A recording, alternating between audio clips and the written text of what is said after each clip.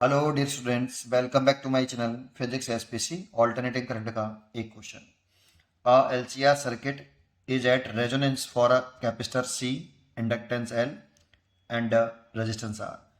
Now the value of resistance is half, keeping all the parameters same. The current amplitude at resonance will be now. देखो हमारे पास एक LCR circuit है, resonance LCR circuit, L C और R. इसको किसी AC source से जोड़ देते हैं ऐसे, ठीक है. तो इसमें जो इसका वोल्टेज अगर वी आर एम एस मान लें और इसमें करंट फ्लो कर लें आई आर एम एस, तो जो करंट होती है I R M S is equal to V R M S source voltage और इम्पिडेंस. अगर जेड मिनिमम होगा तब आपका I R M S maximum होगा रेजोनेंस वाले केस में, और जब करंट मैक्सिमम होता है तो वो रेजोनेंस एलसीआर सर्किट कहलाता है. तो देखो जेड होता है रूट के अंदर R square plus XL minus XC का whole square. Condition of resonance होती है, कंडीशन ऑफ रेजोनेंस कि एक्सएल और एक्सी बराबर होते हैं, और इस वाले केस में जेड की जो वैल्यू आती है ये मिनिमम आती है बेटा. देखो अगर एक्सएल एक्सी बराबर हो जाए तो जेड की वैल्यू आर के बराबर आएगी. सोचो अगर एक्सएल एक्सी से बड़ा है तो जेड आर से बड़ा आएगा, और एक्सी अगर एक्सएल से बड़ा है तब भी जेड आर से बड़ा आएगा. तो जेड की जो सबसे छोटी वैल्यू है वो आर के बराबर है, और जेड अगर मिनिमम है तो करंट मैक्सिमम है. तो ये कंडीशन होती है रेजोनेंस की. और इस वाले केस में लिखते हैं तो एक्सएल बराबर एल ओमेगा, और इसकी जगह लिखते हैं 1 अपॉन ओमेगा सी. इसको और सॉल्व करें तो omega is equal to 1 upon root C. तो ये रेजोनेंट फ्रीक्वेंसी होती है बेटा, ये रेजोनेंट फ्रीक्वेंसी होती है.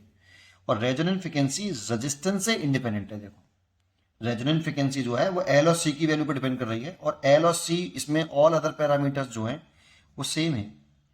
तो रेजोनेंस फ्रीक्वेंसी पे कोई इफेक्ट नहीं पड़ेगा रेजिस्टेंस चेंज करने से.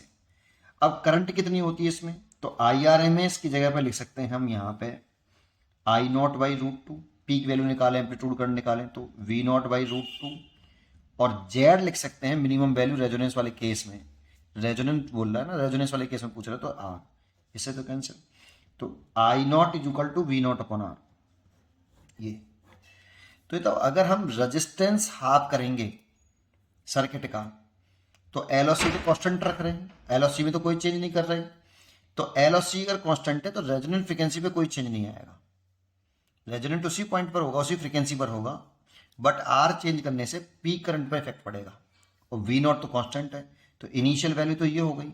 अगर हम रेजिस्टेंस को यहाँ आधा कर दें, नया जो रेजिस्टेंस है वो आर बाई टू लें, तो नई पीक करंट एम्पलीट्यूड करंट जो आएगी, पीक वोल्टेज तो कांस्टेंट रख रहे हैं, वो तो इसकी सोर्स की है बेटा जो अप्लाइड किया हमने, इनटू ये आर बाई टू, टू पर पहुंच जाएगा.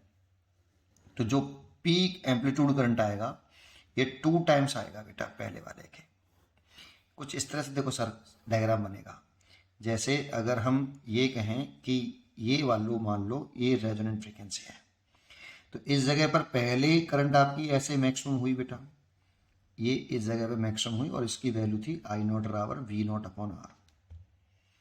अब इसी रेजोनेंट फ्रीक्वेंसी पर अगर आप रेजिस्टेंस को आधा कर दोगे तो करंट डबल हो जाएगी. तो करंट जो है कुछ इस तरह से हो जाएगी बेटा, कुछ इस तरह से करंट डबल हो जाएगी बेटा. आई नॉट मैक्सिमम जो वैल्यू होगी अब इसका वो वी नॉट, वो 2 आई नॉट होगी, that means 2 V not upon R होगी, इतनी होगी. बस डायग्राम इतना का, रेजोनेंट फ्रीक्वेंसी पे कोई इफेक्ट नहीं पड़ेगा, इसीलिए यहाँ पर डबल पे टिक कर सकते हैं.